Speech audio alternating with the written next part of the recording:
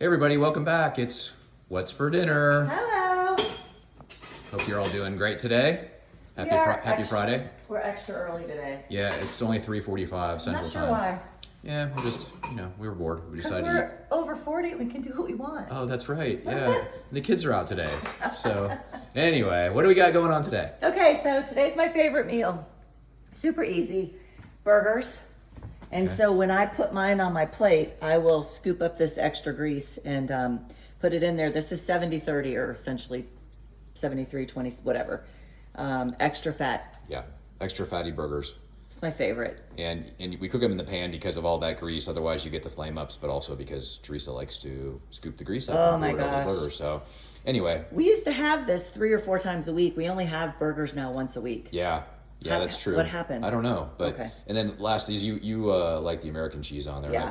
I put baby Swiss on mine. Yep. So, all right, and then what else? And then I did Brussels sprouts. I sliced them into small slivers. Balsamic vinegar, avocado oil, because at high heat avocado is better than olive. And then I sprinkled Jane's Crazy salt and garlic salt. And then I broiled them for about 10 minutes. And then when he tells me he's flipped the burgers, I start the eggs. I put cheese on this and let it broil a little bit longer. Yeah, so that's mozzarella cheese and lots of it. Yeah. Yum. Okay. And then we have The eggs. hard-boiled eggs, And then leftover cold bacon from the other night. Yeah. Last night. and then our little side stuff. We've got a little bit of guacamole going on there, some fresh from the store, and then a little bit of onion and tomato, and then both of us actually will put sauerkraut.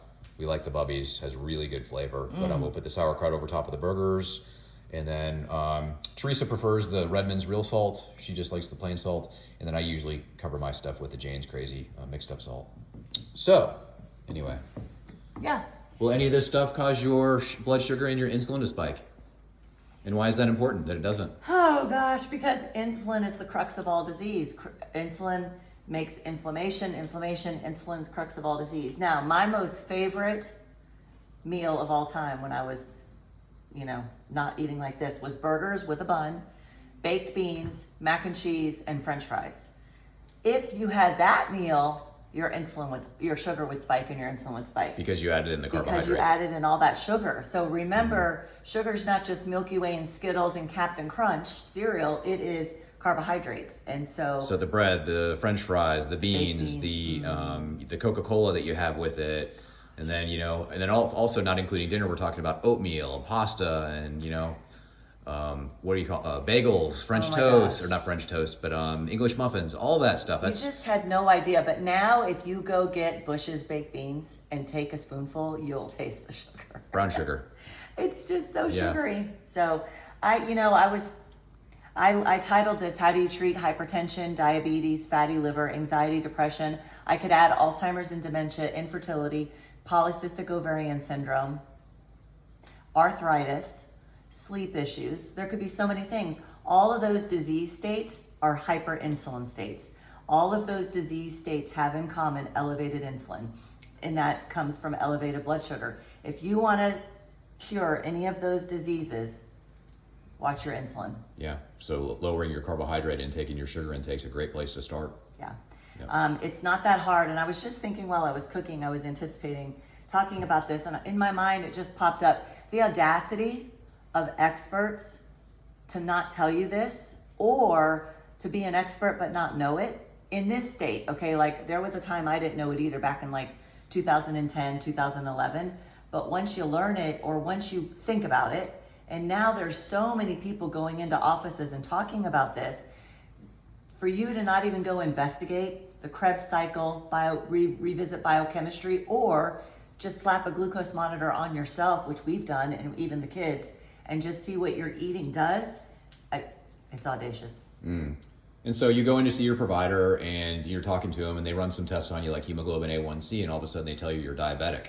Hey, by the way, you have type 2 diabetes. How long has that been going on? What's been the process for, and how long does it take? Gosh, I don't know what I'm talking about. How long does it take to become diabetic? Yeah. I mean, if by the time you get diagnosed in corporate medicine, you've been a diabetic or doing damage for 15 years, your insulin is amazing, and he has been squashing blood sugar, hiding it from your provider for 10 to 15 years. But that high insulin is damaging all your vessels. So that's setting you up for heart attack and stroke. It's activating the clotting cascade to bring about a clot for heart attack and stroke. You're mentally like, I know I did life with processed food addiction and binge eating. It was anxiety riddled. So Very difficult. It's an emotional roller coaster ride. So it's not just hormones and things like that that affect it, but your blood sugar can as well. Yeah.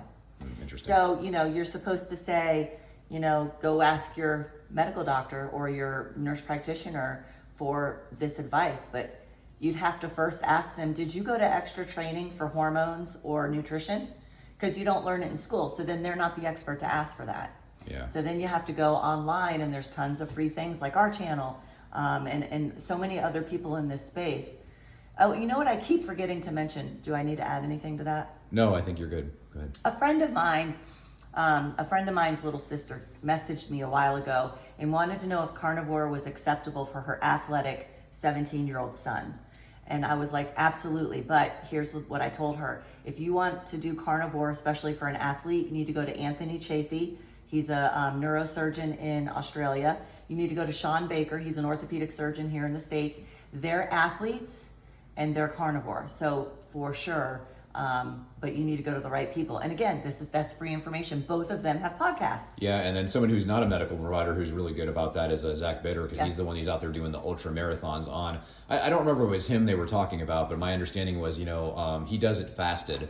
And he's also in a ketogenic state, but he fasts quite a bit. But when he needs to eat during one of his ultra marathons, he just has a bag with some red meat in it, and he'll bite into some red meat. Yep, I don't think it was Zach Bitter, but somebody else in these carnivore circles, and I don't know them. And they're not a provider, but they did 5 somethings in 5 days running. I forget how many miles. Those were type 1 diabetics, weren't they? Was that group of type 1 maybe. diabetics, and they did a big study on it, and they went out and they were fasted, they were. It was amazing what they were able to accomplish, and they were type 1s. So listen, I just got to say to you guys, you got to buck up. You got to just pull your bootstraps up, and you just got to take care of yourself. Yeah. Because if you get in the system, which the system was designed to fail us, they want you in that system, and they want a repeat customer, because that's how they make money. Yeah. You will not get healthy in that system. God did not make you with a Prozac deficiency or a blood pressure medicine deficiency or any of these other things. You are not going to get healthy with a pill or an injection. You cannot go to the bank and get $1 million loan and then say, I'm a millionaire. No, you're in debt. You're not a millionaire. So it's a completely different mindset, and only you can do it. And it's hard, but do it. Yeah, Please. and the hardest part is starting. We've talked about this before, but you just got to, like Teresa was saying, is just buck up and get started. And it's so helpful if you can find somebody to do it with you, especially if you're living in a household. Someone in your house. Somebody in your household. If not, a friend is also, it's maybe not, it's not as good, but I mean, hey, anywhere. And if you have to, you got to do it on your own. Sometimes you don't have that, that support network, and you just have to buck up and do it on your own. And, but like I said, the hardest part is getting started. But once you get started and you have those little small victories, just get a couple of those little small victories tucked under your belt. Start eating in a smaller a window during the day. Finish dinner at like 6 o'clock in the evening and don't eat again until breakfast the next morning. Yeah. Try and skip breakfast the next morning.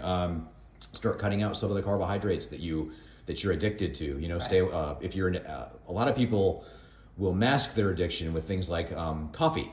So they'll go to Starbucks and they'll get one of these extra chocolate latte, frappe, macchiato. I don't even know what they got going on in there. And it's delicious, I get it, but like that's not a caffeine addiction. That's not coffee. That's candy. That's sugar. That's dessert. That's what you're going for with that. So how about we cut back and just have some black coffee? Yeah. Anyway. I forgot. Do I have time? I forgot what I was going to say. Go for it. Yeah, you're at 9 minutes, but hey, it's all good. It's good stuff. So one of the things, there were 2 things, but I only remember one. Mark was out of town a few weeks ago, and the first time he was out of town, I had COVID, so I wasn't hungry. But this last time, I was like, I didn't feel like doing all this, so I just ate meat and cheese. So if you're by yourself, it's very hard. Also, we get that. And in my head, I was like, oh, if this was the old me, I just would have had like honey bunches of oats or raisin bran for dinner and called it a night. So I was just talking to a woman who's widowed. It's been 6 years now, but she was saying the same thing, like it's just not fun, and I get it. But it just made me think what her doctor said to her. These are compassionate people that went through med school. At 6 months, he said, your grief should be over. It's been 6 months. You should move on. Wow. So Yeah. these are the people you're going to advice for. Yeah. Sad. And not all of them are like that, you know, Of in course fairness. not. You know, there's some great ones out there, and, you know, it's easy to just get on this, you know, provider bashing role, Yes. yeah, and whatnot, because we see it all the time, too, Yeah. especially in our little world Circle, we're in. yeah. So. But anyway, that's hard too if you're by yourself. I mean, you know, you don't feel like going through all this. And even in my head, I was like, I'm going to put a fillet like we do with Mark in a pan with butter. How easy is that? But I didn't do that. I also didn't cheat, but I didn't do that. It would have been easy to put a burger in an air fryer with some bacon on the other shelf. I didn't do that either. Yeah. So we get it. It's hard. Right on. Okay. All right. I think that was good stuff. And Hope all right, so. guys, well, share with us what you're having for dinner. If you have any questions, you know, holler at us here. We're here for you. Yeah. And otherwise, just we love you all, and we're here for you.